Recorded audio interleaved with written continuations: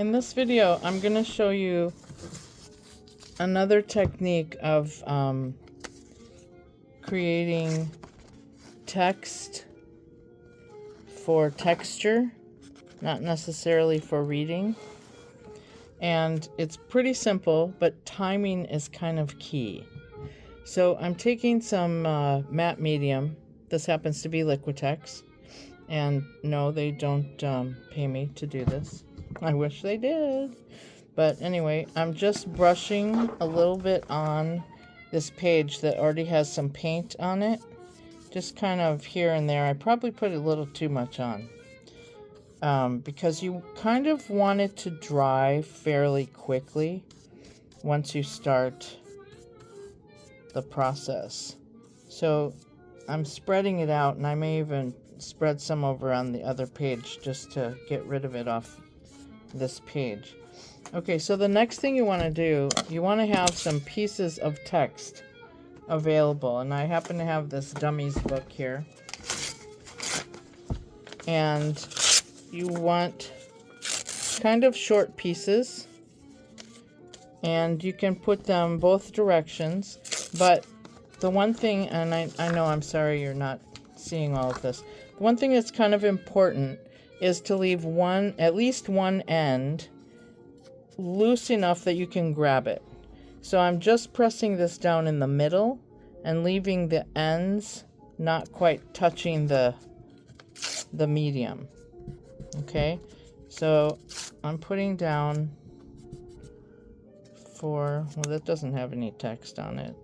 That one does. Okay, I'm going to get a couple more pieces. And then you have to let them partially dry. That's the hard part. And that's the part that timing is everything. You want it to dry enough that it will leave text behind, but not so much that you can't get it all the way off. So on this one, you can see, there we go, backwards. Oh yeah, I just brushed it with some medium, but you can see text on there, and then we'll do something over it, so that'll just be part of the background. But and I know blowing on it is not going to dry the piece underneath, but I do it anyway. So you can kind of test it, but here's the part. You have to rip it off fast, like a Band-Aid.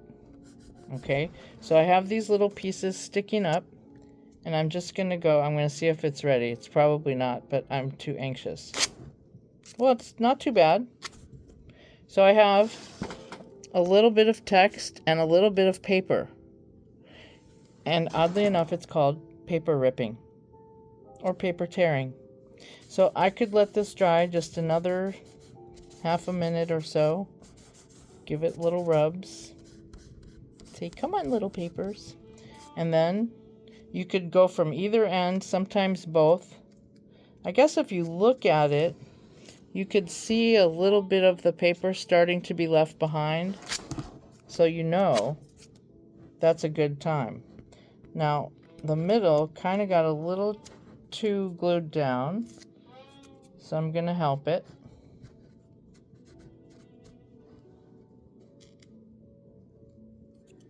And if too much paper gets left on it, let it dry, and then just get it a little wet, and you can rub off the paper part, and the text will stay.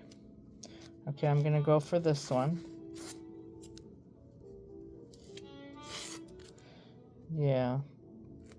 I let some of this go a little too far, but it's just, the timing is just so precarious. Here's some edges. The more edges you can leave loose, the better chance you'll have of getting some of it off. Wow, I did the other page so well. There, that one's really good. Can you see that okay? I apologize if you can't. Please don't write and tell me how horrible of a camera person I am. That's not my forte. Whoops. Ooh. I think this one I'll have to wet the paper.